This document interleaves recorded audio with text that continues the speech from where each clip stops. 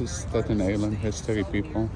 It's amazing. It could be tied to spirituality, that they believed that there were bad spirits that lived here, that frightened off game, or made it hard to live here, and that's why the woods were bad.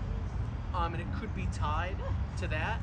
But this place is recorded as Aquayongamanaknon, the place of bad woods. But you know, everything I have here are objects of daily life and trade. If you could walk into that wigwam when it was fully functioning and people were living in it, these are kind of the things that you would have seen in that period.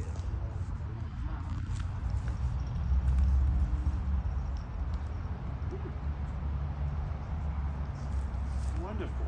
Boy, thank you very much for the presentation and the Algonquin story. Yeah, you're welcome.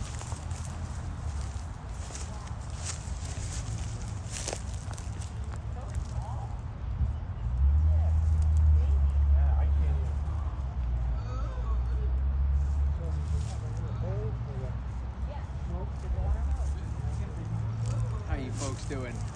Good. It's Yes, sir. real onion.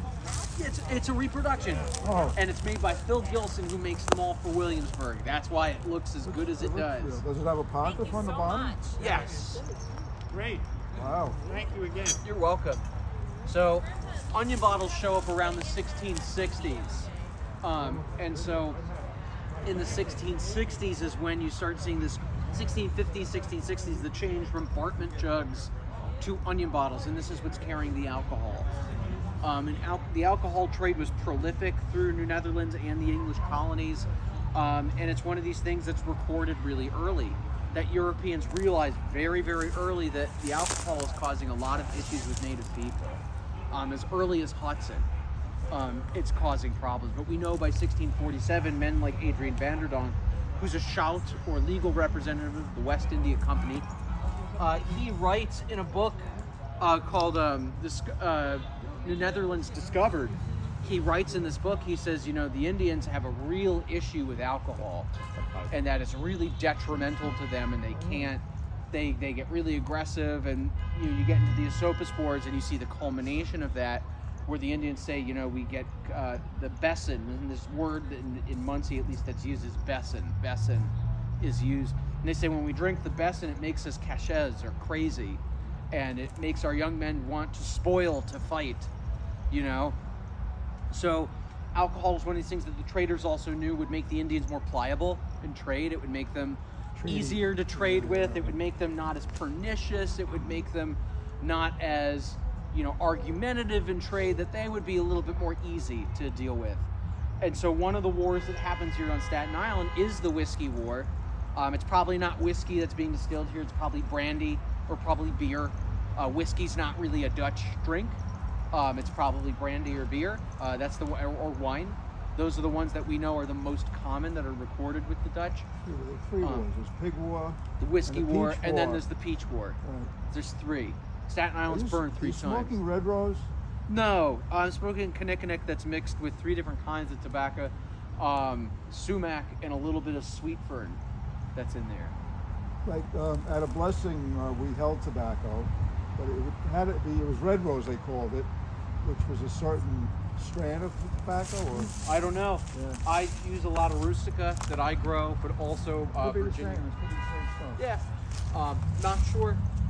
But what we know is that, like in the Whiskey War of 1642, what we know is that it goes 2 ways. One story says that they were Indians trading with Europeans. The traders gave them alcohol. The Indians got really drunk, and either in their stupor or when they came to, all their stuff was gone. Their furs and their wampum was gone, and they go to the Dutch government and say, hey, we've been had, and we demand satisfaction. We demand our stuff to be returned. And the Dutch government says, no. And so, in retaliation, an eye for an eye, which was the Indian code of law, was very retaliatory. Guys like Isaac de Rossier say that they are the only people more revengeful than the Indians are the Italians. But that they are, you know, they believe an injury is from generation to generation, and that, you know, an injury, you know, they are a revengeful people, and they, you know, that it's an eye for an eye, and injuries from generation to generation. And so what happens is that the other point of the story is that Willem Kieft wanted to build a distillery here on land, which the Raritan living here said, hey, that's ours, you didn't purchase it. And Kieft says, well, I don't care, I'm going to build it anyway. And they say, no, you're not. And they burned it down, and they burned Staten Island down. And they also burned Staten Island down in the other account, too, out of revenge for the Dutch who stole from them. They said, okay, we'll just burn your settlement down.